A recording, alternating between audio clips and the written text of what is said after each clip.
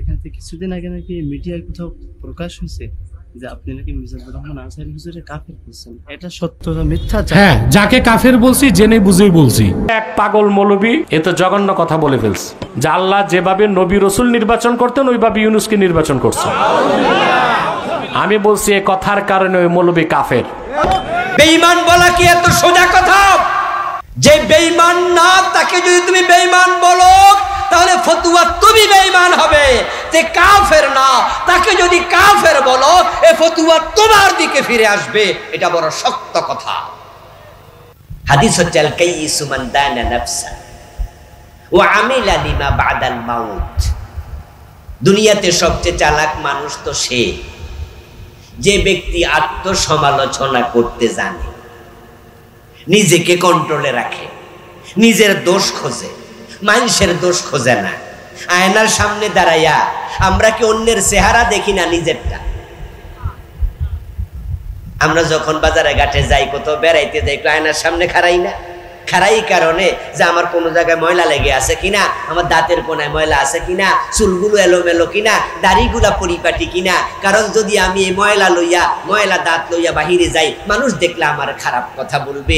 এই জন্য আমি নিজের প্রবলেমটা সলভ করার জন্য আয়নার সামনে দাঁড়াই। আখেরাতে আল্লাহর সামনে পুরা জীবনের হিসাব দিতে হবে। তাই আত্মসমালোচনা, নিজের দোষ খোঁজো, নিজে তাওবা করো, তাহলে দুনিয়ায় যে হিসাব করে আখেরাতের হিসাব আল্লাহ সহজ বানিয়ে দেয়। আমরা নিজেকে খুঁজবো আজকে, অন্যকে খোঁজা দরকার নাই। হাসিবু আনফুসাকুম কাবলা আন তুহাসাবু ওয়াজিনু আনফুসাকুম কাবলা আন তুজানু।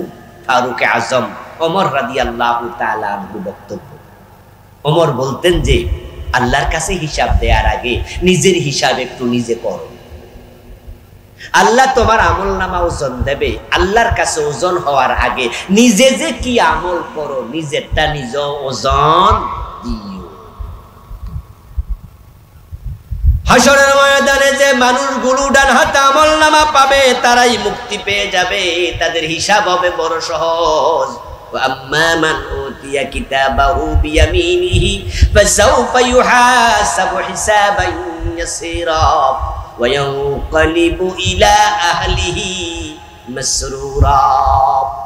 ডান হাতে আমল নামা পাবে, হিসাব হবে সহজ, আল্লাহ জান্নাত দিয়ে দেবেন। আমল নামা খুলতে বলবেন না, পড়তেও বলবেন না। তারা আনন্দে লাফাতে লাফাতে আপনজনকে হাসরের ময়দানে খুঁজবে। ওয়ায়ানকালিবু ইলা আহলিহি মাসরুরা। হাসরের ময়দানে আমার বাবা কোথায়, মা কোথায়, স্ত্রী কোথায়, সন্তান কোথায়?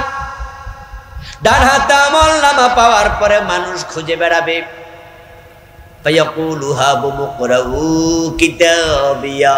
অন্য আয়াতে কারিমে আল্লাহ বলেন, সামনে আপনজন পাওয়ার পরে নিজের আমল নামাটা খুলে দিয়ে বলবে, দেখো আমার আমল নামা কত সুন্দর হয়েছে। আল্লাহ আমার ডান হাতে আমল নামা দিয়েছেন, আমাকে জান্নাতে যাওয়ার জন্য অলরেডি ঘোষণা করে দিয়েছেন। তখন আপনজনেরা প্রশ্ন করবে, এত সুন্দর আমল নামা তোমার কেন হলো, কারণটা কি? তখন সে জবাব কি দেবে সেটাও কোরআনে আল্লাহ বলে দিয়েছেন। সে জবাব দিয়ে বলবে, ইন্নী যানানতু আন্নী মুলাকিন হিসাবিয়া। সে জবাবে বলবে, আমি দুনিয়া এটা বিশ্বাস করে চলতাম যে প্রতিটা কাজের জন্য আল্লাহর কাছে আমাকে জবাব দিতে হবে, হিসাব দিতে হবে, তাই আমি হিসাব করে চলছি। দুনিয়ায় যারা হিসাব করে চলে, আখিরাতের হিসাব আল্লাহ সহজ করবে। তাহলে আজকে আমার আলোচনার উদ্দেশ্য অন্যের দোষ ধরা না, নিজের দোষ খোঁজা। অন্যের হিসাব না, নিজের হিসাব। প্রত্যেকটা মানুষের দুনিয়া যত কাজ করছে, কথা বলছে, সব সংরক্ষণ করার জন্য তাদের গড্ডানে আমল নামা আছে না নাই? وكل إنسان ألزمناه طائره في عنقه ونخرج له يوم القيامة كتابا يلقاه منشورا اقرأ كتابك كفى বিনফসিকাল ইয়াউমা আলাইকা হাসিবা। আল্লাহ তাআলা বলেন, আমি দুনিয়ার প্রতিটা মানুষের গর্দানে তার পৃথিবীর যত কাজ, যত কথা, যত কর্ম সে করবে সবটা রেকর্ড করার জন্য আমি ক্যামেরা ঢুকাইয়া দিছি। ফি উনুকিহি, তার গর্দানে আমি মেমোরি কার্ড ঢুকাইয়া দিছি। সে যা বলছে, যা করছে সব রেকর্ড হয়। সেটা আমি কিয়ামতের দিন বের করব। নুখরিজু লাহু ইয়াউমাল কিয়ামা কিতাবা, বই আকারে বের করব, তার সামনে ধরাইয়া দেব, পড়ো। সে আল্লাহকে জিজ্ঞাসা করবে, আল্লাহ আমি তো নামাজি ছিলাম, রোজাওয়ালা ছিলাম, তো 5 ওয়াক্ত নামাজ পড়ে, রমাদানে রোজা রাখে, হজও করেছে, অথচ আল্লাহর জমিনে আল্লাহর আইন কায়েম করতে হবে। এই কথা শুনলে চেহারা কালো হয়ে যায়। শুধু একামতে দ্বীনের পক্ষে কথা বলার কারণে মসজিদ কমিটির সভাপতি ইমামকে জেলে দিয়েছে, এমন ঘটনাও আছে। মসজিদ কমিটির সভাপতি ইমাম সাহেবকে দৌড়া নিয়ে জেলে দিয়েছে, আশুলিয়া থানা, ঢাকা আশুলিয়া থানা।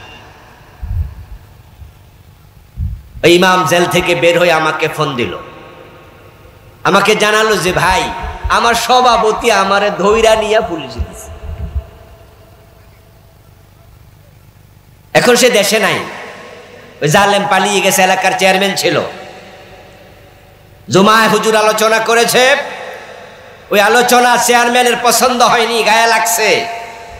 ওই ফেসিবাদী দলের সদস্য ছিল, নেতা ছিল, তাই হুজুরকে পরে বিকালবেলা ফোন দিয়ে বলছে, আমার অফিসে আসেন, আপনাকে ওসি সাহেব যেতে বলছে। হুজুর মনে মনে কয়, যেহেতু আমার সভাপতি উনি, তাহলে উনার কাছে গেলে তো আর সমস্যা নাই, ওসি সাহেবের সাথে উনার তো ভালো সম্পর্ক, উনি তো সরকারি দলের নেতা, তাহলে আমার অসুবিধা কি? আমি বালা মনে গেলাম, উনার গাড়িতে করে আমারে নিয়ে পরে ওসি সাহেবের কয়, জান এবার জেলে দিয়ে দেন, কয়টা মামলা দিয়ে আমার জেলে দিয়ে দিচ্ছে। আল্লাহর জমিনে আল্লাহর আইন কায়েম হবে, এই কথা শুনে যদি কোনো ব্যক্তির ভালো না লাগে, আল্লাহর কসম নামাজ রোজা কোনো কাজে আসবে না, কারণ সে বেঈমান, তার তো ঈমানই নাই। যার ঈমান নাই তার নামাজ রোজার দাম 1 পয়সাও তো নাই। কিসের আমল? তো সব আমল হারিয়ে যাবে।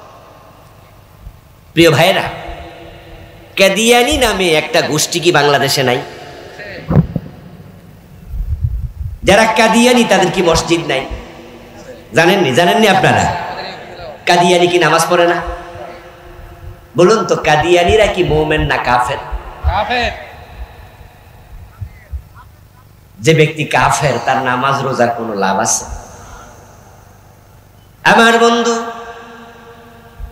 জান্নাতে যাওয়ার জন্য আল্লাহ তাআলা কোরআন মাজিদের বিভিন্ন আয়াতে 2টি শর্ত দিয়েছেন। একাধিক আয়াতে আল্লাহ বলছেন, বারবার বলেছেন, ইন্নাল্লাযীনা আমানু ওয়া আমিলুস সালিহাতি লাহুম জান্নাতুন তাজরি মিন তাহতিহাল আনহার। ইন্নাল্লাযীনা আমানু ওয়া আমিলুস সালিহাতি কানাত লাহুম জান্নাতুল ফিরদাউসি নুজুলা। যারা ঈমান আনবে এবং নেক আমল করবে তাদের জন্য জান্নাত। তো যার ঈমান নাই তার জন্য জান্নাত আছে? জান্নাতে যাওয়ার জন্য শর্ত 2টা, একটা হলো ঈমান আর একটা নেক আমল। ঈমান হলো 1 নাম্বার, নেক আমল হলো 2 নাম্বার।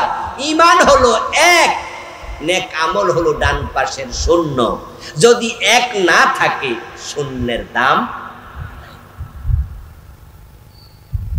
যারা অঙ্ক বোঝেন তারা একটু আমার সাথে জবাব দিয়ে, যদি আপনার 1 থাকে, 1-এর ডানে একটা 0 দিলে কত হবে? কথা বলেন না, কত? 2টা দিলে, 3টা দিলে, এইভাবে যদি 0 দিতে থাকেন মান বাড়বে না? কিন্তু 1টা মুছে দিলে সব জিরো, সব শেষ। হাসরের ময়দানে কত নামাজি, কত রোজাওয়ালা, কত হাজি, কত গাজী আল্লাহর সামনে গিয়ে বলবে, প্রভু আমি তো নামাজি ছিলাম, রোজাওয়ালা ছিলাম, কিন্তু আমল নামা কেন শূন্য, কেন খালি? আল্লাহ বলবে, বান্দা, সূরা কাহফের 103 এবং 4 নম্বর আয়াত আমি যে মানুষগুলোর কথা বলেছিলাম, তুই তো তাদের একজন। তুই নামাজ পড়েছিস ঠিক, 5 ওয়াক্ত নামাজ পড়ে মসজিদে গিয়ে আল্লাহকে সিজদা দেয়, আবার দরবারে পীরের পায়ে সিজদা দেয়, এমন নামাজিও 2-4 জন আছে না নাই? আপনাদের কাছে আমি জানতে চাইবো, যারা জবাব জানেন তারা একটু জবাব দিয়ে না, কি চুপ থাকেন না। পীরের পায়ে যে সিজদা দেয় সে মুমিন না মুশরিক? ঈমান আছে না গেছে? এখন এই লোক নামাজ পড়ে লাভটা কি? মাদার তেরেসার নাম শুনছেন? মাদার তেরেসা শান্তিতে নোবেল বিজয়ী একজন সমাজকর্মী। উনার বাড়ি ছিল ইউরোপে, উনি চলে এসেছেন ইন্ডিয়া, মারাও গেছেন ভারতেই। ও মহিলা ছিল খ্রিস্টান, তিনি বিয়ে করেননি জীবনে। ওনার কাজ ছিল অরফেনেজ তৈরি করা, এতিমখানা বানানো। ইন্ডিয়াতে তিনি হাজার হাজার ইয়াতিমকে মায়ের ভালোবাসা দিয়ে বড় করছে, ডজন ডজন ইয়াতিমখানা বানাইছে। ওনার কর্মের স্বীকৃতি স্বরূপ ওনাকে শান্তিতে নোবেল প্রাইজ দেয়া হয়েছে। এই শান্তিতে নোবেল বিজয়ী ওই মহিলা যতটা টাকা পাইছে পুরস্কার হিসাবে নোবেল পেয়ে সবটা ইয়াতিমখানায় দান করছে। লাখ লাখ কোটি কোটি টাকা দিয়েছে অবারিত ইয়াতিমদের জন্য। ইয়াতিমদেরকে ভালোবাসা, ইয়াতিমদেরকে লালন পালন করা, এটা কি বদ আমল না নেকামল? নেকামল। রাসূল বলছেন, যদি কোনো ব্যক্তি ইয়াতিমের মাথায় হাত বুলিয়ে নেয়, তার হাতের তল দিয়ে যতগুলো চুল যাবে, বিকুল্লি শাওরাতিন হাসানাতুন, প্রতিটা চুলের বিনিময়ে আল্লাহ অসংখ্য নেকি আমল নামায় লিখে দেয়। সুবহানাল্লাহ। খাওয়ানো না, লালন পালন করা না, ইয়াতিমের মাথায় শুধু হাত বুলাইলে এত সওয়াব। আর ইয়াতিমকে যদি খাওয়ায়, লালন পালন করে, তাহলে কি সওয়াব? নবীজি বলছেন, আনা ওয়া কাফিলুল ইয়াতিম কাহাতাইনি ফিল জান্নাহ। ইয়াতিমের লালন পালনকারী এবং আমি নবী মুহাম্মদ, আমরা পাশাপাশি জান্নাতে থাকব। ইয়াতিম এক বছর, বহু বছর আইতাম। নবীজি বলেননি যে অনেক ইয়াতিম লালন পালন করলে আমার পাশে জান্নাত পাবে। এক বছরের শব্দ বলছেন, আনা ওয়া কাফিলুল ইয়াতিমি কাহাতাইনি ফিল জান্নাহ, যে একজন ইয়াতিমকে লালন পালন করবে সে এবং আমি এরকম পাশাপাশি জান্নাতে থাকব। মাদার তেরেসা তো শত শত হাজার হাজার ইয়াতিম পেলেছে, জান্নাত পেয়েছে? পাবে? সম্ভাবনা আছে? তার আমল নামায় নেক লেখা হয়েছে, কারণ মাদার তেরেসার ঈমান নাই। ওয়াকালাতিন নাসারাল মাসীহ ইবনুল্লাহ, কুরআন মাজিদে আল্লাহ তাআলা বলেছেন, যারা খ্রিস্টান তারা সবগুলো মুশরিক, কারণ তাদের আকীদা হলো নবী ঈসা আল্লাহর ছেলে। নাউজুবিল্লাহ পড়েন না ভাইয়েরা? আল্লাহর কোনো ছেলে আছে? লাম ইয়ালিদ, বলুন না আমার সাথে, লাম ইয়ালিদ ওয়া লাম ইউলাদ ওয়া লাম ইয়াকুল লাহু কুফুয়ান আহাদ। এটাই ঈমান। আজকের পৃথিবীতে খ্রিস্টানদের সংখ্যা 250 কোটির বেশি, মানুষ আছে প্রায় 800 কোটির কম বেশি। তার মাঝে 250 কোটি আরো বেশি খ্রিস্টান। এই 250 কোটি খ্রিস্টানের মাঝে ঈমানওয়ালা কয়জন আছে? জোরে বলেন না, জোরে বলেন না। ঈমানওয়ালা কয়জন আছে? অথচ খ্রিস্টানদের মাঝে দান করে, সাদকা করে এমন লোক নাই। দান সাদাকা কি বদ আমল না নেক আমল? আপনাদের বাজারে এলাকায় হিন্দু দোকানদার নাই? ওর দোকানে কি ভিক্ষুক গেলে 10-20 টাকা ভিক্ষা দেয় না? আমল নামায় সওয়াব কয়টা লেখা হয়? হ্যাঁ, বুঝে নিয়ে আল্লাহকে বলবে, আল্লাহ আমি তো নামাজি ছিলাম, রোজাওয়ালা ছিলাম, হজ করেছি, যাকাত দিয়েছি, আমল কই, সওয়াব কই? আল্লাহ বলবে, বান্দা তুই তো ঈমানওয়ালা ছিলি না। 5টা অপরাধ করলে মানুষের আমল লেখা হয় না। 5 গ্রুপ মানুষ আল্লাহর সামনে হাজির হওয়ার পরে দেখবে আমল নামা খালি। তারা সেদিন আল্লাহর সামনে গিয়ে হতাশ হবে, ব্যর্থ হবে। ওই 5 গ্রুপ নিয়ে আমি সংক্ষেপে কথা বলবো। তখন ওই লোকগুলো আল্লাহ তাআলাকে বলবেন, ওয়ালাউ আন্না লানা কাররাতান ফানাকুনা মিনাল মুমিনিন। আল্লাহ বুঝেছি আমি তো মুশরিক, আমি তো কাফের, আমি বেঈমান, আমি তো অপরাধী, আমার আমলগুলো তুমি ফেলে দিয়েছো, কবুল করো নাই। এখন তোমার কাছে আমার দরখাস্ত, দুনিয়া একটা বার আমাকে আবার পাঠাও, আমি ভালো মুমিন হয়ে যেতে চাই। ওয়ালাউ আন্না লানা কাররাতান আই মাররাতান ওয়াহিদাতান, আল্লাহ একবারের জন্য দুনিয়ায় পাঠাও, আমি ভালো হয়ে যাব। আপনাদের কাছে আমার জিজ্ঞাসা, আবার দুনিয়া আসার সম্ভাবনা আছে তো? সেদিন বুঝবে, কিন্তু এই বুঝের কোনো মূল্য আর নাই। তাই আল্লাহ তাআলা বলছে, ও নবী আপনি উম্মতকে বলুন, আমি কি তাদের খবর দেব নাকি? এর মানে কি দাঁড়ালো? যেই মানুষগুলো ব্যর্থ হবে, আমল হারিয়ে যাচ্ছে, তাদের খবর আল্লাহ নবীর মাধ্যমে আমাদেরকে দিতে চায়। কারণ আমি যদি আজকে টের পাই, তাহলে আজকে জীবিত অবস্থায় টের পাইলে, বুঝলে যে আমিও তো খারাপ মানুষের দলে আছি, তাওবা করার সুযোগ আছে না? না। আমি এখন বলবো আপনাদের কাছে, আপনারা শুনবেন আর নিজেকে খুঁজবেন। 5টি কারণে মানুষের আমল কবুল হয় না, বাতিল হয়ে যায়। 1 নাম্বার কুফর। আমার সাথে সবাই দয়া করে বলুন, এলেম বাড়িত নিয়েন, ওয়াজের মাঠে ওয়াজ রেখে যাইয়েন না। ছোট্ট ছোট্ট বাড়ি কণা, বিন্দু বিন্দু জল গড়ে তোলে মহাদেশ, সাগর, অতল। এই যে মৌমাছি, আমরা বাসা কাটি, মৌচাক ভাঙ্গি, 1.5 কেজি 2 কেজি 5 কেজি মধু হয়, এমন মৌচাক আছে। যে মৌমাছিগুলো মৌচাকে মধু জমালো 3, 4, 5 কেজি, ওই মৌমাছির মুখের যে ছোট্ট জায়গা, এখানে কি 1 ফোঁটাও জায়গা হয়নি একসাথে? 1 ফোঁটা মধু জায়গা জমা করতে হে মনে 500 ফুলে গেছে। তার ঠোঁট এত ছোট, বিন্দু বিন্দু আনছে, কিন্তু জমা করতে করতে 3 কেজি হয়ে গেছে। মাহফিলগুলোতে আসবেন, কিছু কিছু শিখবেন, কলবে জমা করবেন, এক পর্যায়ে দেখা যাবে আপনার কলবটাও এলেমে পরিপূর্ণ হয়ে যাবে। বলছিলাম প্রিয় ভাইয়েরা, 5 ধরনের ব্যক্তি ব্যর্থ হবে। 1 নাম্বার অপরাধের নাম কুফর। আমার সাথে বলুন, 1 নাম্বারটা কি? কুফর। দ্বিতীয়টা শিরক। আমার সাথে বলুন, দ্বিতীয়টা কি? শিরক। 3 নাম্বারটা হলো নিফাক। বলুন তো 3 নাম্বারটা কি? নিফাক।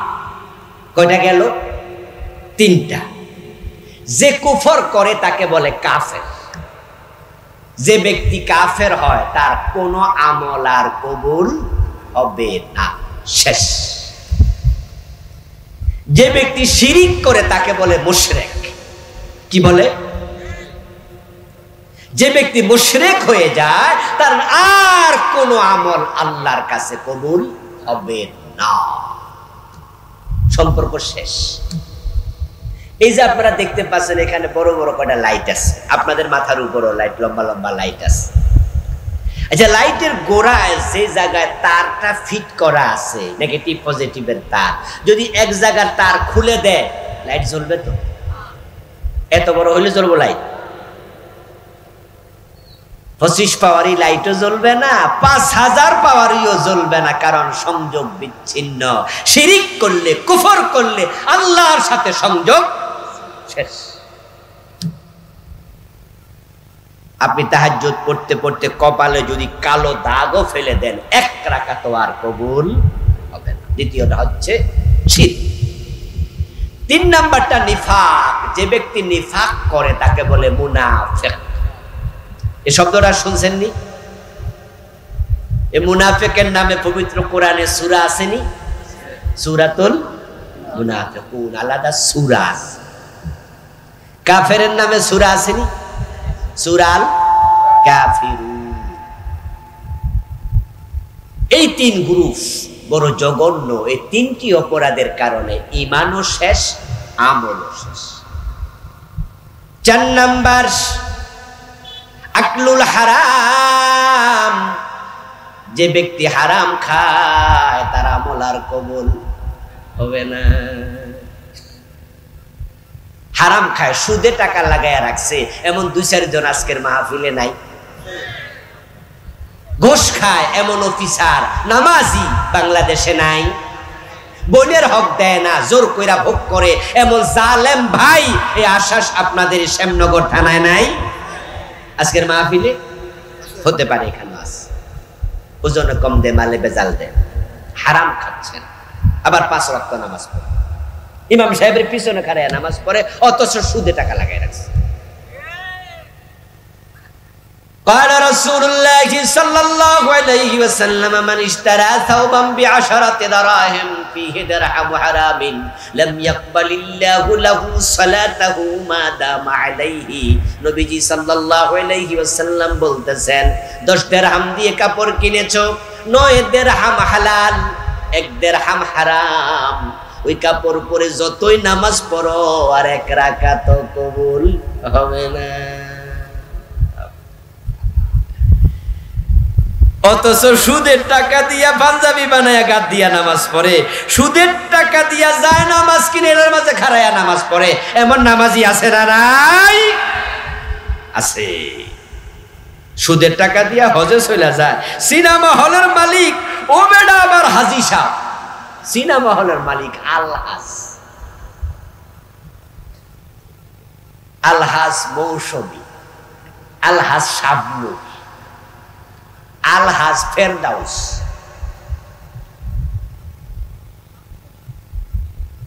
ইন্ডিয়ার সিনেমার নায়ক শাহরুখ খান সে হজ করতে এসেছে,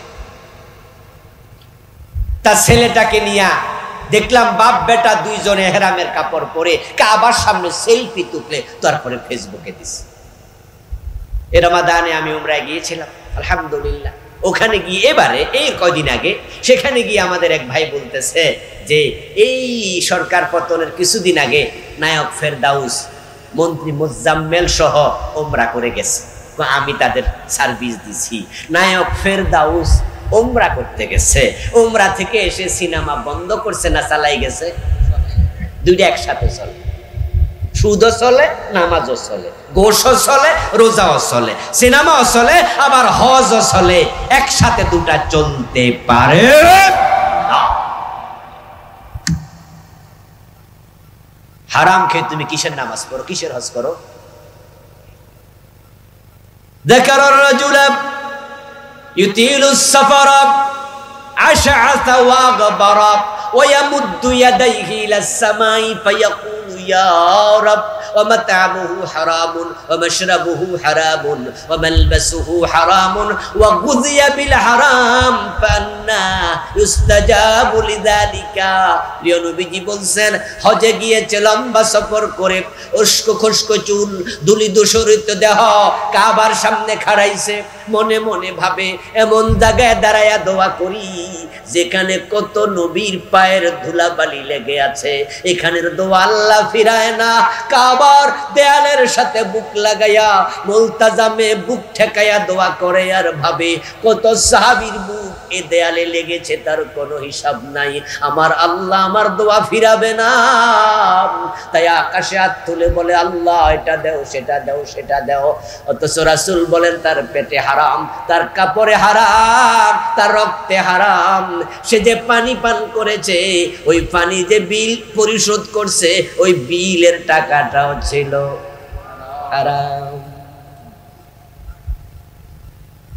বেতন পাইছে 30,000, বাসা ভাড়াতে 25,000, পারিবারিক খরচ এবার কত? তাহলে বেতনের টাকার বাইরে নিশ্চয় ঘোষের টাকা আছে, ঠিক না?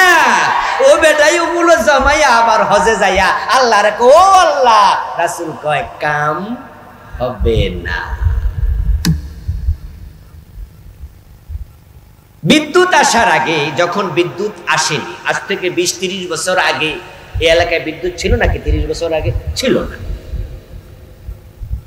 বিয়ে হতো আগে রাতের বেলায় বেশি, দিনের বেলায়ও হয়। এখন আপনাদের এলাকায় কি দিনে হয় না রাতে হয় বিয়ে শাদী? এখন দিনে বেশি, রাতে কমছে নাকি? রাতেও হয়। আচ্ছা, আমাদের কুমিল্লা আমার বাড়ি, ওখানে রাতে এখন আর বিয়ে হয় না, 100টার মাঝে 99টাই দিনে হয়, বা 100তে 100, এখন আর রাতে হয় না।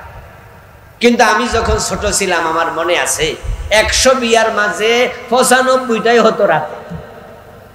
রাতের বেলায় তো বিদ্যুৎ ছিল না, খাওয়ানোর জন্য এক ধরনের বড় বড় লাইট ছিল, এগুলার ফার্ম দিত, দিলে লাইট জ্বল। কি লাইট? হেসাং লাইট। ওই লাইটে আলো দিত, মাঝে মাঝে আলো হঠাৎ করে নিভে যেত, নিষ্প্রভ হতো, আলো হচ্ছে না, জ্বলছে কিন্তু আলো দেয় না। তখন এবার মেকানিক আসতো, আসার পরে ওইটা খুলতো, খুলে কিছু ডলামলা দিলে আবার আলো দিত। তো আমরা জিজ্ঞাসা করতাম এটা হয়েছিল কি, তার তেল নাই? কোন তেল আছে, কিন্তু তেল উঠার জন্য যে লাইন আছে ওখানে কিছু ধুলাবালি পড়ছিল, তাই তেল পাচ্ছিল না, সংযোগ বিচ্ছিন্ন, তাই আলো আর দেয় না। তুমি যখন হারাম খাও তখন আল্লাহর সাথে সংযোগ থাকে না, ইবাদত আর কবুল হয় না।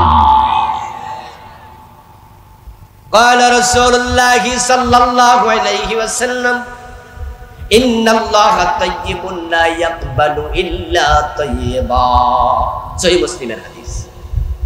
নবীজি বলেন যে আল্লাহ নিজে পবিত্র, তিনি অপবিত্র কিছু কবুল করেন না।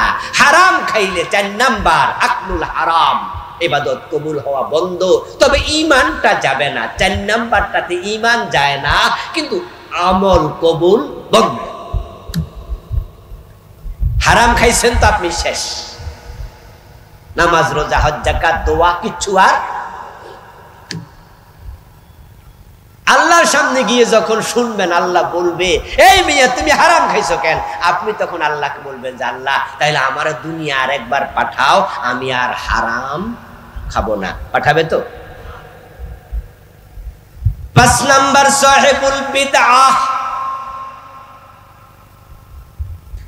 যে ব্যক্তি বেদাতের সাথে সম্পর্ক সম্পর্ক রাখে, বেদাতি হয়ে যায়।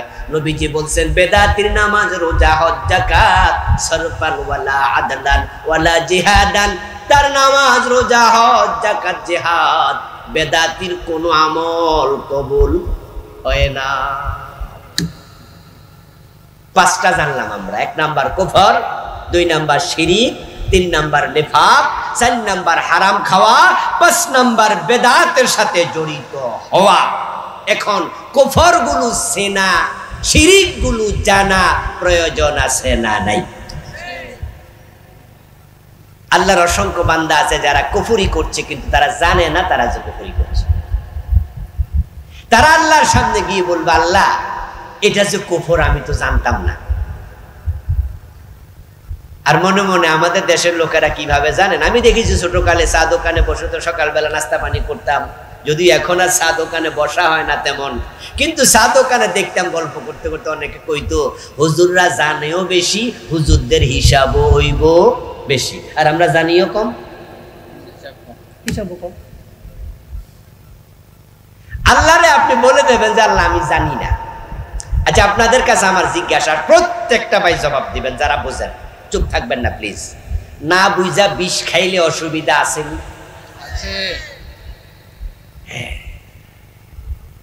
এটা যে বিষ আপনি জানেন না কিন্তু খাইয়ালা কোনো অসুবিধা নাই, ঠিক না?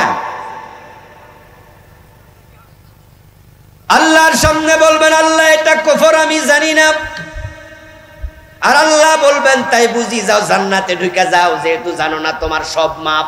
এত সোজা জান্নাত, এত মাগনা। বরং এলেম শিক্ষা করা নফল না ফরজ? জানাটা নফল না ফরজ? কোরআনের যত মেসেজ আল্লাহ দিয়েছেন 1 নাম্বার মেসেজ ছিল ইকরা বিসমি রাব্বিকাল্লাযী খালাক, পড়ো তোমার রবের নামে। তা আপনাকে পড়তেই হবে। জানি না বললে আল্লাহ বলবো তাই বুঝি ঈমান চলে গেছে, এটাই জানো না। বিয়ে করতে জানছো কেমনে? ছেলে মেয়ের বাবা হইতে কেমনে জানলা? রাজনীতি করে নেতা হতে কেমনে জানলা? বড় বড় বই পড়ে ব্যারিস্টার ডাক্তার ইঞ্জিনিয়ার কেমনে হইলা? এত কিছু বুঝলা, আসলটা ইমান ওটা কেমনে চলে যায় ওটা জানার টাইম পাও নাই। খুযুহু ফাগুল্লুহু সুম্মাল জাহিমা সাল্লুহু। ও ফেরেশতা তারে ধর, হাত পা ডান্ডা বেরি পড়ে আছে, হ্যান্ডকাপ পরা, জাহান্নামের মাঝখানে। জালেম, তোরে 70 বছর 60 বছর হায়াত দিছি, চোখ দিছি, কান দিছি, বিবেক দিছি, এলেম দিছি, নাইট্রোজেন, কার্বন ডাই অক্সাইড, যা দরকার অক্সিজেন সব দিছি, সাথে দিছি কোরআন। এটা পড়ার মতো সুযোগ তোর হয় নাই। জানতেই হবে আপনাকে, জানি না এটা বলা যাবে না। ইসলাম মূর্খের ধর্ম না। তলাবুল ইলমি ফারিদা আলা কুল্লি মুসলিম, না কুল্লি হুজুর, কুল্লি আলেম। ইসলাম শিক্ষা শুধু আলেমদের জন্য ফরজ, মুসলিমের উপরে। আপনি কি মুসলিম, এটা আপনার উপরেও। কুফর কি? কুফর হচ্ছে এই পবিত্র কোরআন মাজিদের বিসমিল্লাহর বা থেকে মিনাল জিন্নাতি ওয়ান নাসের জিন পর্যন্ত যা আছে তার একটার সাথে দ্বিমত করার নাম কুফর। আল কুফর হুয়া দিদ্দুল ঈমান। কুফর হচ্ছে ঈমানের বিপরীত। তো ঈমান কি? ঈমান হচ্ছে তাসদীকুন নবী বিমা জাআ বিহি মিন ইনদিল্লাহ। আল্লাহর পক্ষ থেকে নবী মুহাম্মদ সাল্লাল্লাহু আলাইহি সাল্লাম যা নিয়ে এসেছেন সবটার উপর বিশ্বাস রাখার নাম ঈমান। তাসদীকুন নবী সাল্লাল্লাহু আলাইহি ওয়াসাল্লাম বিমা জাআ বিহি মিন ইনদিল্লাহি আযজা ওয়া জাল্লা। আল্লাহর পক্ষ থেকে যে কোরআন রাসূল নিয়ে এসেছেন সবটা গ্রহণ করো। মা তাকুমুর রাসূলু ফাখুযুহু ওয়া মা নাহাকুম আনহু ফান্তাহু। কোরআনে যা আছে সবটা মানার নাম ঈমান। সবটা বুঝে নিয়েন। কিন্তু এখানে যা আছে যদি আপনি একটা না মানেন, বাকিটা মাইনা কোনো লাভ। কাফের হওয়ার জন্য পুরা কোরআন অস্বীকার করা লাগে না। যেমন কাদিয়ানি, এই যে কিছুক্ষণ আগে আমি কাদিয়ানির কথা বলেছি, তারা নামাজ পড়ার পরও তারা কাফের, রোজা রাখার পরও তারা কি কাদিয়ানি। কি হজে যায় না? মাথার টুপি নাই, মুখে দাড়ি নাই, গায়ে পাঞ্জাবি নাই, তারা কি পাগড়ি পরে না, মেসওয়াক করে না? একজন কাদিয়ানিকে দেখতে হুবহু একজন মুসলমানের মতো। কিন্তু প্রবলেম হচ্ছে এ কোরআনের একটা জায়গায় পেশ লাগাইছে, নবী মুহাম্মদকে শেষ নবী মানে না। আমার বন্ধু, কাফের হওয়ার জন্য শুধু কোরআনের এক জায়গায় পেশ লাগাইলে এনাফ। ইমানদার হওয়ার জন্য সবটা মানা আবশ্যক। এই কাদিয়ানি গুলো সব মানলো, কিন্তু তারা নামাজ পড়লো, রোজা রেখেও কাফের। নবী মুহাম্মদ সাল্লাল্লাহু আলাইহি ওয়াসাল্লাম এই কথাটাই তিনি 1450 বছর আগে বলেছিলেন। ইয়াতিয়ানান নাসি জামানুন ইয়াজতামিউনা ফিল মাসাজিদ লাইসা ফীহিম মুমিনুন। এমন একটা জামানা আসবে যেই জামানার মানুষগুলো মসজিদে জামাতের সাথে নামাজ পড়বে, অথচ তাদের মাঝে একটারও ঈমান থাকবে না।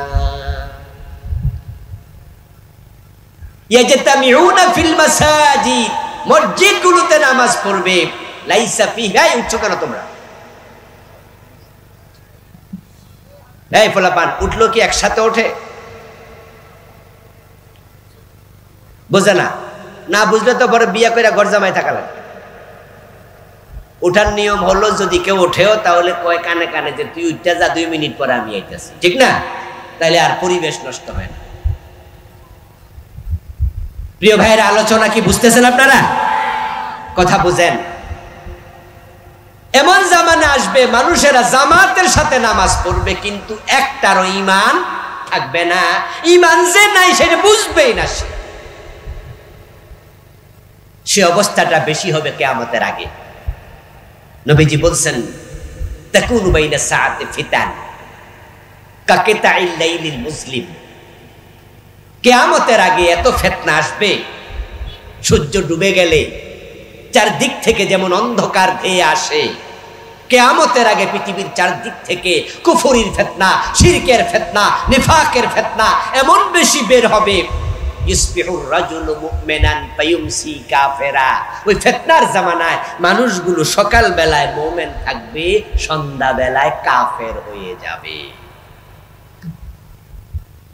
নবীজি বলেছেন যে এমন একটি জামানা আসবে যে জামানার মানুষগুলো জামাতে নামাজ পড়বে সবগুলো কাফের, মসজিদে থাকবে সব কাফের। রাসূলের এই হাদিসটা তিনি 1450 বছর আগে বলছেন, কিন্তু বাংলাদেশে এটা এখন বাস্তব। কাদিয়ানীদের মসজিদে গেলে আপনি দেখতে পাবেন ইমামও কাদিয়ানী, মুয়াজ্জিনও কাদিয়ানী, মুসল্লিও কাদিয়ানী। জামাতে নামাজ পড়লো 30 জন 40 জন। বলুন তো তাদের মাঝে মুমিন কয়জন? লাইসা ফীহিম মুমিন, একজনও না। তাদের অপরাধ কয়টা? উত্তর হলো একটা, তারা নবী মুহাম্মদকে শেষ নবী মানে নাই। বাকিটা মেনে লাভ কি? ইবলিস শয়তানের ব্যাপারে সকলের কনসেপ্ট আছে, তাকে আমরা শত্রু মনে করি, দুশমন মনে করে আল্লাহর কাছে তার থেকে আশ্রয় চাই, আউযু বিল্লাহি মিনাশ শাইতানির রাজিম বলে দোয়া করি। আপনাদের কাছে আমার জিজ্ঞাসা, ইবলিস শয়তান কি মুমিন না কাফের? ইবলিস কি মুমিন না কাফের? সে আল্লাহর কয়টা কথা শুনে নাই? মাশাআল্লাহ, জোরে বলেন কয়টা? কাফের হওয়ার জন্য কি বেশি অপরাধ লাগে? এই এক কান করছিল এতে শেষ।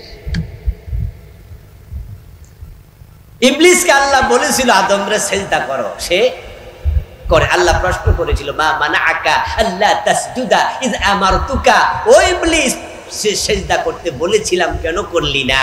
সে যদি বলতো সরি তাহলে ঈমানটা যেত না। সরি বলছিল? সরি বলছিল? দেখেন, সে অহংকার করে বলেছিল খালাকতানি মিন নার ওয়া খালাকতাহু মিন তিন আনা খায়রুম মিনহু। আমি আদমকে কেন সিজদা করব? আমি তো আদমের চেয়ে সেরা। তাকে বানিয়েছো মাটি থেকে, আমাকে বানিয়েছো আগুন থেকে। সে আল্লাহকে বুঝাচ্ছে কি দিয়া বানাইছে, অথচ তারে বানাইছে কে? সে মায়ের কাছে গল্প করে কার বাড়ি? নানার বাড়ি। আবা ওয়াস্তাকবারা ওয়া কানা মিনাল কাফিরিন। ইবলিস অহংকারী হলো, কাফের হয়ে গেল। আপনাদের কাছে আমি আবার জিজ্ঞাসা করি, একটু জবাব দেন। আল্লাহর একটা অর্ডার মানার না মানার প্রশ্ন আসার আগে, অমান্য করার আগে ইবলিস কি কাফের ছিল না মুমিন ছিল? ছোট বড় মুমিন না বড় মুমিন? বরং সে কোন আলেম বলেন মুআল্লিমুল মালাইকা, সে ফেরেশতাদের ওস্তাদ ছিল। কিন্তু আল্লাহর একটা কথা শুনে নাই, সাথে সাথে ঈমান শেষ। কাদিয়ানি শোনে না কয়টা? ও আজ যারা বোঝেন তারা জবাব দিতে থাকেন। কাদিয়ানি শোনে নাই কয়টা? ইবলিস শোনে নাই কয়টা? ঈমান আছে না গেছে? চোর ধরে হাত কাটো এমন কথা কোরআনে আছে না নাই? 54 বছরে কয়দিন শুনছেন? একদিনও শুনেননি। বাংলাদেশের বয়স কত? 71 থেকে এখন 2025, তাহলে কত বছর? 54। এই 54 বছর কি হিন্দু প্রেসিডেন্ট ছিল? কোন খ্রিস্টান প্রধানমন্ত্রী ছিল? কোন ইহুদি আইনমন্ত্রী ছিল? তো মুসলমানেরা দেশ চালাইছে। চোর ধরে হাত কাটার অর্ডার তারা জীবনে একদিনও শোনে নাই। জেনা করলে 100 বেত লাগাতে হবে এমন অর্ডার আল্লাহর কোরআনে আছে না নাই? বাংলাদেশে জেনাকারী আছে? কয়দিন 100 বেত লাগাইছেন? বিবাহিত জেনা করলে পাথর মেরে হত্যা করো এমন হাদিস আছে না নাই? কয়দিন মারছেন? মদ পান করলে 100 বেত 80 বেত লাগাতে হবে এমন হাদিস আছে না নাই? ওমর তো নিজের ছেলেকেও ছাড় দেন। মদ্যপানের অপরাধে প্রিয় পুত্রকে নিজ করে মেরেছ দোররা, মরেছে পুত্র তোমারই চোখের পরে। কোরআনে আল্লাহ তাআলা বলেন আলা লাহুল খালকু ওয়াল আমর, সাবধান সৃষ্টি যার, আইন চলবে শুধুই। কে বলেছেন? চিৎকার দিয়ে বলেন না, কে বলেছেন? এবার আপনাদের কাছে আমি আবার প্রশ্ন করি, জবাব দেন। সৃষ্টি কার? আরো জোরে বলেন কার? আইন চলবে কার? চলছে কি আল্লাহর আইন না ব্রিটিশের আইন? তো আল্লাহর আইন না মানলে ঈমান থাকবে? আল্লাহর আইন কাদিয়ানি মানলো না একটা, তাদেরকে আমরা সবাই মিলে ফতুয়া দিয়ে তোরা কাফের। ইবলিস মানলো না একটা, তাকে আমরা সবাই মিলে কই তুই কাফের। আমরা আল্লাহর আইন বাংলাদেশে রাষ্ট্রীয় জীবনে কয়টা মানি না? একটা না বেশি? 3-4টা না আরো বেশি? 10-20টা না আরো বেশি? তো হেরা কাফের হইলে আমনের খবরটা কি? আত্মসমালোচনা দরকার আছে না নাই? আজকের ওয়াজ আত্মসমালোচনার ওয়াজ। সুতরাং ঈমান যদি রক্ষা করতে চান, আল্লাহ ছাড়া কারো আইন মানা যাবে না, যাবে না। ইনিল হুকমু ইল্লা লিল্লাহ, কোরআনের আয়াত। আল্লাহ ছাড়া কারো আইন চলবে না। এই 54 বছরের বাংলাদেশে আল্লাহর আইন একদিনও চলে নাই। এই ওয়াজগুলো যখন আমরা করি, তখন আমাদের দেশের কিছু কিছু অতি বুদ্ধিমান ভাইয়েরা বলে, হুজুর আচ্ছা আল্লাহর আইনের ওয়াজ করতেছেন, বাংলাদেশে আল্লাহর আইন 54 বছরে হয় নাই, ভবিষ্যৎ হইব না, এত সোজা না, এই দেশের মানুষ বালা না, তো কি করতে হইব? নামাজ রোজার ওয়াজ করেন, এটাই লাভ, তারপরে নামাজ পড়ি।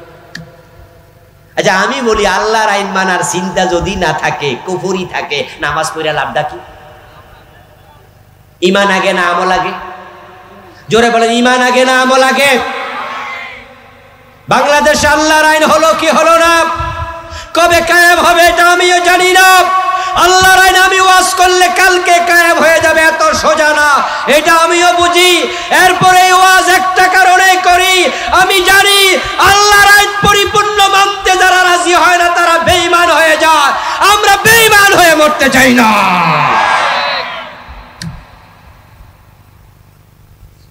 আমরা ঈমানদার হিসাবে মরতে চাই।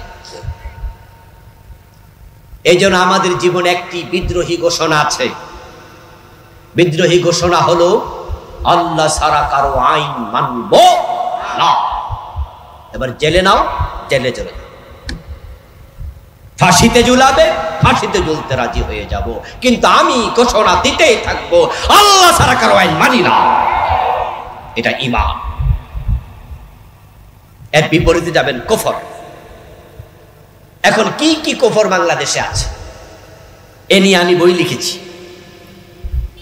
আমি 8টা বই লিখছি আলহামদুলিল্লাহ। তার মাঝে এই বইটার নাম দিয়েছি আমি ঈমান, কুফর ও নিফাক। এই বইতে আমি বাংলাদেশে চলমান 56টা কুফর লিখছি। পড়তে থাকলে মনে হবে সর্বাঙ্গে ব্যথা, মলম দেব কোথায়? আমার প্রিয় ভাইয়েরা, একটি কুফর আমাদের দেশে চরম ভাবে আজকে সমাজে প্রবেশ করেছে, যেই কুফরের সাথে বাংলাদেশের কোটি কোটি মানুষ জড়িত হয়ে গেছে। ওই কুফরটার নাম হলো ধর্মনিরপেক্ষতা। আমাদের দেশে যত দল 54 বছর দেশ চালাইছে, জাতীয় পার্টি, তারা কি ইসলামী দল?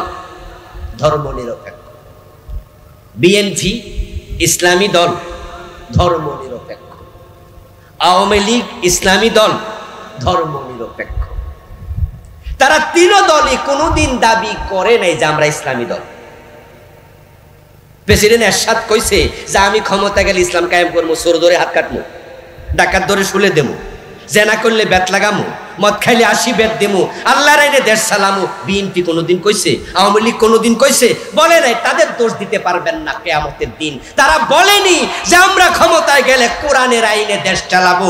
কারা ইসলামী দল না, তারা হলো ধর্ম নিরপেক্ষ।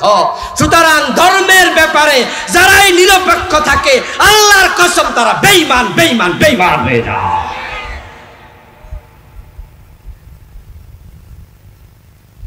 এটা কুফরি মতবাদ। এখন বাংলাদেশে 3 দলের সাথে যারা আছেন, সাবধান হয়ে যান। আল্লাহর সামনে গিয়ে দেখবেন আপনি আমলকারী ছিলেন, ভালো মানুষ ছিলেন, নামাজি ছিলেন, কিন্তু ধর্ম নিরপেক্ষতাবাদ অন্তরে লালন করার কারণে আপনি বেঈমান ছিলেন।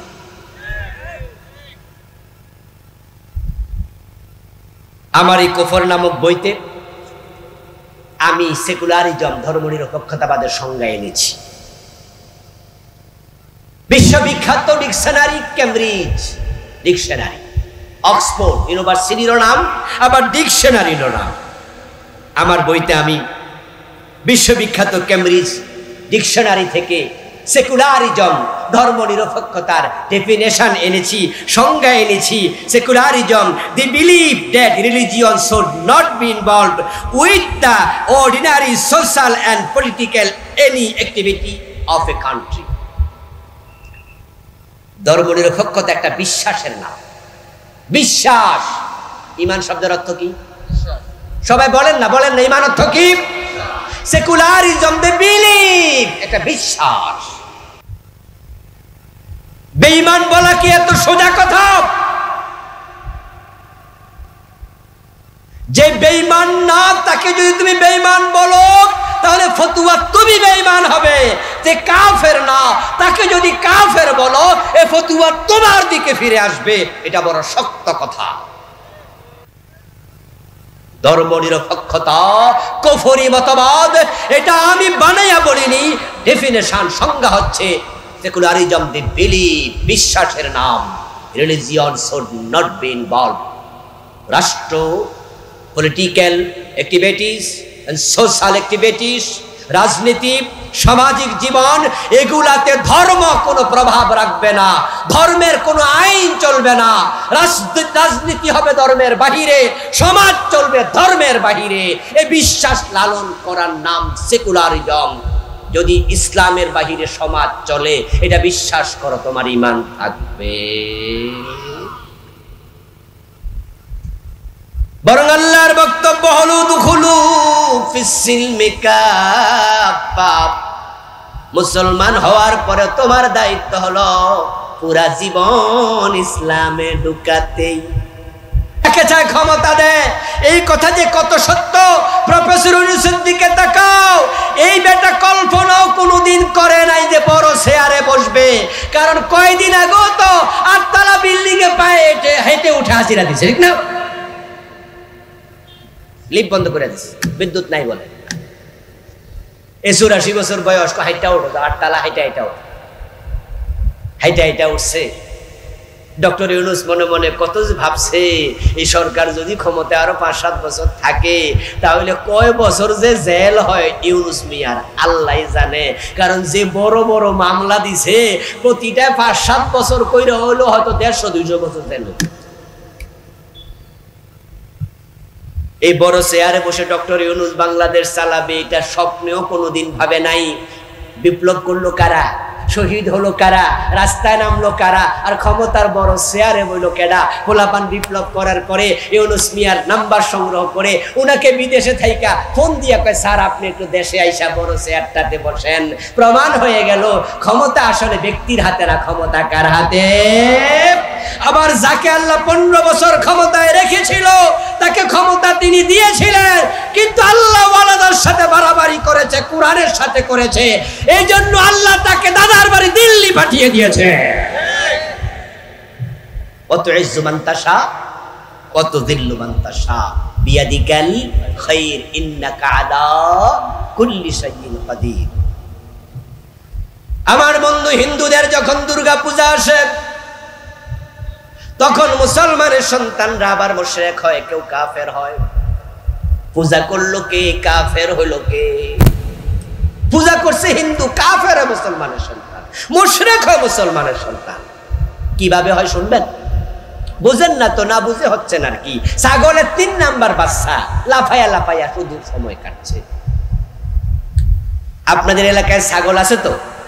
ছাগলের ওলানে বাট কয়টা? দুধ যে টানে এটার কি আমাদের কুমিল্লায় কয় বাট, এখানে কি কয়?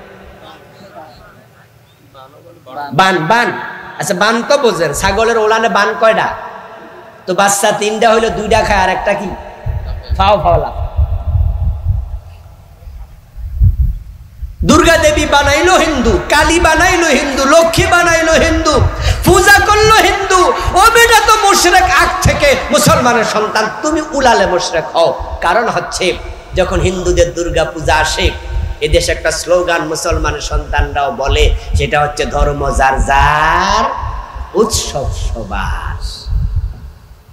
এই স্লোগানটা প্রাইমারির বইতে ঢুকাই দিছে, নাউজুবিল্লাহ পড়েন। এই জালেম সরকার, এই ফ্যাসিস্ট সরকার গত 15 বছরে ইসলামকে তারা জবাই করার চেষ্টা করেছিল, তারা বইয়ের মাঝে ঢুকাই দিছে জনগণ এই আপনার ধর্ম যার যার, উৎসব সবার। আমার বন্ধু, আল্লাহর কোরআনের স্লোগান কি? আল্লাহর কোরআনের স্লোগান হলো লাকুম দীনুকুম ওয়ালিয়া দীন। আসেনি? বাংলা অর্থ কি? তোমার ধর্ম তোমার, আমার ধর্ম আমার, দুইটা এক না, আলাদা। তো আল্লাহ কয় আলাদা, তাহলে স্লোগান হওয়া দরকার ছিল ধর্ম যার, উৎসব শুধুই তার। কিন্তু ওরা ঢুকাই দিছে না না, ধর্ম যার যার, উৎসব সবার। পত্রিকায় মাঝে মাঝে ইত্তেফাক রিপোর্ট করে অর্ধপৃষ্ঠাব্যাপী রাশিফল, এরপরে দেখবেন যে লেখা আসে তুলা রাশি, 5 লাইন লেখা, 7 লাইন লেখা, কম্বু রাশি, কন্যা রাশি, মর্কট রাশি, কর্কট রাশি, কত নাম যে বাইর করছে। তারপর লিখে দেয় যে আগামী সপ্তাহ ভালো যাবে, ব্যবসা করলে উন্নতি হবে। এবং আমাদের মুসলমানের সন্তানেরা এগুলো পড়ে পড়ে মুস্কি মুস্কি হাসে, আমার তুলা রাশি, যাক আগামী সপ্তাহ আমার কপাল ভালো। নাউজুবিল্লাহ পড়েন, ঈমান শেষ। এটা শিরক। কারণ 1 মিনিট পরে, 1 সেকেন্ড পরে কি হবে? গায়েবের মালিক কে? আল্লাহ। সবাই বলেন, গায়েবের মালিক কে? আল্লাহ। আর আগামী মাসে কি হবে হেবেটা জানে না, আগামী সপ্তাহে কি হবে। 29টা লিখেছি, পীর সাহেবের পায়ে সেজদা দিলে ঈমান চলে যায়, এটা শিরক। অথচ বাংলাদেশের মাজারগুলোতে সেজদা চলছে। যে এলাকায় ভণ্ড পীরের মাজার আছে, এলাকায় শিরকের বাজার মিলে যায়।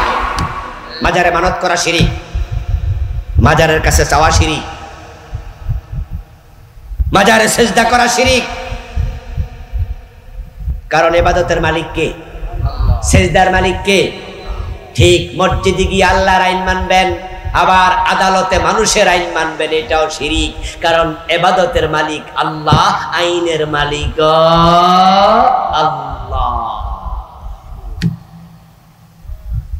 খুব সাবধান, খুব সাবধান। 29টা লিখেছি, বই নেবেন, যাওয়ার সময় বাড়িতে পড়বেন, অন্যকে পড়াবেন। 3 নাম্বার নিফাক। এখন নিফাক কার ভিতরে আছে আমরা কেমনে বুঝবো? ইন্নাল মুনাফিকিনা ফি দারকিল আসফালি মিনান নার। কোরআনে আল্লাহ বলে, মুনাফিক যদি হও তোমার অবস্থান হবে জাহান্নামে সবার নিচে। এখন কে মুনাফিক? মুনাফিকের আলামত লিখছি এই বইতে আমি 28টা। বাংলাদেশে আমরা 3টা শুনছি বেশি বেশি ছাত্র জীবনে। কথা কইলে মিথ্যা বলবে, আমানত দিলে খেয়ানত করবে, আর ওয়াদা করলে খেলা। অথচ 3টা নেফাকের কারণে ঈমান যায় না। এটা নেফাকে আমলি, আমলে ত্রুটি হয়, ঈমানে ঘাটতি হয়। কিন্তু এমন কিছু নেফাক আছে ঈমান শেষ, এগুলোর আলোচনা হয় না বললে চলে। আল্লাহ কোরআনে বলছেন, ওয়াইজা উনজিলাত সূরাতুম মুহকামাতুন ওয়া যুকিরা ফীহাল কিতাল রাআইতাল্লাযীনা ফী কুলুবিহিম মারাদুন ইয়ানজুরুনা ইলাইকা নাযারাল মাগশী আলাইহি মিনাল মাউত। ও প্রিয় নবী, আপনার সামনে যারা বসে আছে সাহাবা, তাদের মাঝখানে 2-4টা মুনাফিক আছে। আব্দুল্লাহ ইবনে উবাই রাসূলের সাহাবীদের ভিতরে বসতো না, নামাজ পড়তো না, দাড়ি ছিল না। গাজওয়ায়ে বনি মুস্তালিক নামক যুদ্ধের মাঠে রাসূলের সাথে জিহাদে হেঁটে বেড়া গেছে। ও নবী, আপনার সামনে যারা বসা, তাদের মাঝে মুনাফিক আছে, কেমনে চিনবেন? ইযা উনজিলাত সূরাতুম মুহকামা ওয়া যুকিরা ফীহাল কিতাল রাআইতাল্লাযীনা ফী কুলুবিহিম মারাদ ইয়ানজুরুনা ইলাইকা নাযারাল মাগশী আলাইহি মিনাল মাউত। ও প্রিয় নবী, যখন জিহাদের আয়াত নাযিল হয়, জিহাদের কথা শুনলে যাদের চেহারা কালো হয়ে যায়, আপনি বুঝে নেবেন এগুলোর ঈমান নাই, এগুলো মুনাফিক। জিহাদের কথার মাঝে জঙ্গিবাদের গন্ধ খোঁজে এমন লোক আছে কিনা? আরে গত 15 বছর তো জিহাদের ওয়াজই করা যায় না। জেহাদের কথা বলে কতজন জঙ্গির মামলা খাইছে। আপনাদের কাছে আমার প্রশ্ন, জেহাদ এবং জঙ্গিবাদ কি এক জিনিস? জঙ্গিবাদ হারাম, জেহাদ করা ফরজ। জেহাদ একটি ইবাদতের নাম। নবীজি নিজে 27টি যুদ্ধে সেনাপতি ছিলেন। রাসূল সাল্লাল্লাহু আলাইহি সাল্লামের একজন সাহাবীর নাম আপনি বলতে পারবেন না যিনি যুদ্ধের মাঠে যান নাই। একজনের নামও পাবেন না আপনি, যত পুরুষ সাহাবী আছে। ইভেন মহিলা সাহাবারা, রাসূলের মেয়ে ফাতেমাও যুদ্ধের মাঠে গিয়েছেন, মা আয়েশা গিয়েছেন যুদ্ধের মাঠে। জঙ্গে জামালে তিনি সশরীরে হাজির হয়েছেন। অন্যান্য যুদ্ধে, ইবের খায়বারের যুদ্ধে রাসূলের ফুফি সাফিয়া বিনত আব্দুল মুত্তালিব রাদিয়াল্লাহু তাআলা আনহা সশরীরে খায়বারের যুদ্ধে গেছে, একজন ইহুদিকে নিজ হাতে হত্যা করেছে যুদ্ধের মাঠে। একজন সাহাবী ছিলেন অন্ধ, নাম ছিল আব্দুল্লাহ ইবনে উম্মে মাকতুম রাদিয়াল্লাহু তাআলা আনহু। উনার জীবনী পড়ুন, পাবেন আব্দুল্লাহ ইবনে উম্মে মাকতুম যুদ্ধের মাঠে শহীদ হয়েছেন গাজওয়ায়ে কাদিসিয়াতে, হযরত ওমরের যুগে। অন্ধ সাহাবী যুদ্ধের মাঠে শহীদ হয়, আর আপনি জিহাদের কথা শুনলে আপনার চেহারা কালো হয়। এই দেশে কত আলেম ওলামা পর্যন্ত আছে জীবনে একদিনও জিহাদের ওয়াজ করে নাই। কত পীর আছে জীবনে জিহাদের ওয়াজ করে নাই। বরং আমরা যারা জিহাদের ওয়াজ করি তারা বলে, মন্তব্য করে, উনি মনে কোন দল করে, ঠিক না? তুমি মুনাফিক, তুমি মুনাফিক, তুমি মুনাফিক। ঈসা নবী আসছে, বেশি দিন বাকি নাই। সময় বলে দিচ্ছে বেশি দিন বাকি নেই। আকাশ থেকে আল্লাহ তাকে দুনিয়ায় পাঠাবেন। ইমাম মাহদী আলাইহিস সালামকে সাথে নিয়ে নবী ঈসা আলাইহিস সালাম তখন দাজ্জালকে হত্যা করার জন্য মুজাহিদ বাহিনীকে নিয়ে তাকে খুঁজবেন। বাবে লুত নামক জায়গায় বর্ষা দিয়ে তাকে হত্যা করবে। হযরত ঈসা আকাশ থেকে একা নেমে আসবেন, তার সাথে অসংখ্য মুজাহিদ যুদ্ধে যোগ দেবে। তোমাদের যাদের অন্তরে জিহাদের চিন্তা নাই, ঈসা নবীর সঙ্গী হতে পারবা না। قال رسول الله صلى الله عليه وسلم من لم يغزو ولم يحدث به نفسه فمات على شعبة من النفاق। নবীজি সাল্লাল্লাহু আলাইহি ওয়াসাল্লাম বলেন, যে ব্যক্তি জিহাদ করে নাই, অন্তরে জিহাদের চিন্তা লালন করে নাই, তার মৃত্যু হবে মুনাফিকের একটি শাখার উপরে। মুনাফিক হয়ে মরবা তুমি জিহাদের বিরুদ্ধে যদি যাও, অন্তরে জিহাদের তামান্না না থাকে। বাংলা ভাইয়ের মতো মানুষ মেরে গাছে ঝুলানোর নাম জিহাদ না। শায়েখ আব্দুর রহমানের মতো 500 জায়গায় একসাথে বোমা মারার নাম জিহাদ না। সিনেমা হলে বোমা মেরে নিরীহ মানুষ হত্যা করার নাম জিহাদ না। আদালতে বোমা মেরে বিচারক মারার নাম জিহাদ না। আমরা সাধারণ মানুষকে হত্যা করার নাম জিহাদ বলি না। এটা জঙ্গিবাদ, এটা সন্ত্রাসবাদ। ইসলাম নিরীহ মানুষকে হত্যা করতে বলেনি। জিহাদ হলো অন্যায় যেখানে প্রতিরোধের সেখানে মুখ দিয়ে শুরু হবে, প্রয়োজনে তলোয়ার হাতে নেওয়া লাগবে।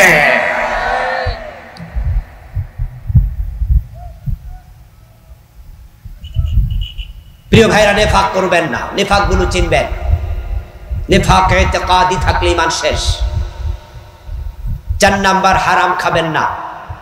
সংক্ষেপে বলেছি, সুদ যারা খান ছেড়ে দেন, গোশ যারা খান ছেড়ে দেন, অন্যের হক আছে দিয়ে দেন। মান আকালা দিরহাম রিবা ওয়া হুয়া ইয়ালাম আন্নাহু আশাদ্দু মিন 36 জিনা। যে ব্যক্তি জেনে বুঝে 1 টাকা সুদ খায়, তার আমলনামায় 36 বার জিনার গুনাহ লিখে দেয়া হয়। লিররিবা 73 বাবা আইসারুহা আন ইয়ানকিহু আর-রাজুলু উম্মাহ। সুদ খেলে 73 রকমের গুনাহ হয়। সবচেয়ে ছোটটা হলো নিজের মায়ের সাথে জিনা করা। সুদ খাওয়া মানে আল্লাহ এবং রাসূলের সাথে যুদ্ধ ঘোষণা। ছেড়ে দেন, সুদ ছেড়ে দেন, হারাম ছেড়ে দেন। বেদাত কি?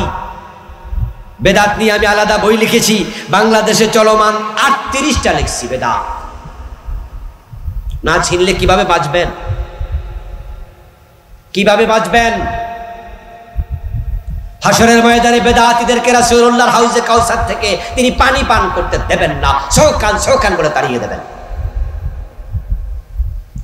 ইহদাস শাইইন মা লাম ইয়াকুন ফি জামানিন নবী সাল্লাল্লাহু আলাইহি ওয়াসাল্লাম ওয়া ফি আসহাবি ফি জামানি আসহাবিহি, রাসূল যাহা করেননি তার সাহাবারা করেননি, ইসলামের নামে এমন কোন আমল করা যাবে না, বিদআত। এখন কোন কোনগুলা করছেন আমি জানি না, 38টা লিখেছি তো, পরে ভাববেন যে আমিও তো করছি। ইন্না লিল্লাহি ওয়া ইন্না ইলাইহি রাজিউন। যদি করেন আপনাকে তা থেকে অবশ্যই ফিরে আসতেই হবে। রাসূল জিকির করেছেন লা ইলাহা ইল্লাল্লাহ, জিকির করেছেন সুবহানাল্লাহ, জিকির করেছেন আল্লাহু আকবার, জিকির করেছেন লা হাওলা ওয়ালা কুওয়াতা ইল্লা বিল্লাহ, জিকির করেছেন আশহাদু আল্লা ইলাহা ইল্লাল্লাহ ওয়াহদাহু লা শারীকা লাহু লাহুল মুলকু ওয়া লাহুল হামদ ইউহয়ি ওয়া ইউমীতু আলা কুল্লি শাইইন কাদির। জিকির করেছেন আরো কত শব্দে, হাদিসের পৃষ্ঠায় পৃষ্ঠায় এগুলো লেখা আছে, আপনি সেগুলোই করুন। কিন্তু জিকির করতে গিয়ে আল্লাহর কালেমাকে ভাঙবেন না। রাসূল বলেছেন আফজালুজ যিকরি লা ইলাহা ইল্লাল্লাহ, আর আপনি বলেছেন ইল্লাল্লাহ ইল্লাল্লাহ ইল্লাল্লাহ। পেলেন কোথায়? রাসূলের সিস্টেম বদলানো বিদআত। নবীজি সাল্লাল্লাহু আলাইহি সাল্লাম ঈদ করেছেন দুই ঈদের নামাজ পড়েছেন, দুটি খুতবা দিয়েছেন, কিভাবে করতে হবে শিখিয়েছেন, ঈদুল ফিতর, ঈদুল আযহা। আর আপনি নতুন করে একটি বানিয়েছেন ঈদে মিলাদুন নবী। শুধু বানাননি, আপনি স্লোগান পর্যন্ত দিচ্ছেন, সকল ঈদের সেরা ঈদ ঈদে মিলাদুন নবী। কোথায় পেলেন আপনি এসব?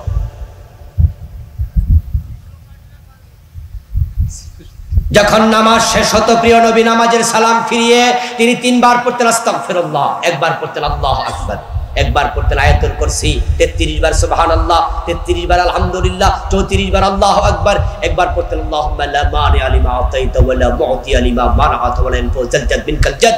তিনি একবার পড়তেন দুরূদ, আপনার ওই যে সাইয়্যিদুল ইস্তিগফার, আল্লাহুম্মা আনতা রাব্বি লা ইলাহা ইল্লা আনতা খালাকতানি। আর কত দোয়া, আমি সালাত নিয়ে বই আলাদা লিখেছি, এটার মাঝে আমি সবগুলো দোয়া এনেছি। এই বইয়ের নাম দিয়েছি হাদিসের বৈচিত্র্যের পূর্ণাঙ্গ নামাজ।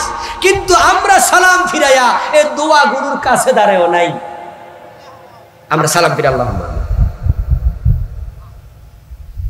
নবীজি শিখাইলেন কি, করলেন কি, আর আপনি করলেন রাসূলের সিস্টেমে চেঞ্জ করলেন কেন? কেন করলেন? রাসূলের ইসলামে চেঞ্জ করার অধিকার আপনাকে কে দিল? এইজন্য প্রিয় নবী বলেছেন মান হাদাসা হাদাসা আও আওয়া মুহাদাসা ফাআলাইহি লানাতুল্লাহ ওয়াল মালাইকাতি ওয়ান নাসি আজমাইন। যে ব্যক্তি বেদাত বানাবে, বেদাতিকে সহযোগিতা করবে, তার উপর আল্লাহর গজব, আল্লাহর লানত, ফেরেশতাদের লানত, বিশ্ব মানবতা।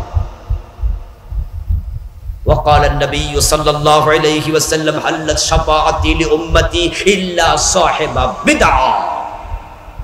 নবীজি বলছেন আমার উম্মতের জন্য আমার সুপারিশ অনুমোদিত, কিন্তু যারা বেদাতি তাদের জন্য কিয়ামতের দিন সুপারিশের অনুমতি থাকবে না। এবার আপনাদের কাছে আমার জিজ্ঞাসা, যদি আমরা শাফাআত পেতে চাই, হাউজে কাউসারের পানি পান করতে চাই, বেদাত পরিত্যাগ করা দরকার আছে না নাই?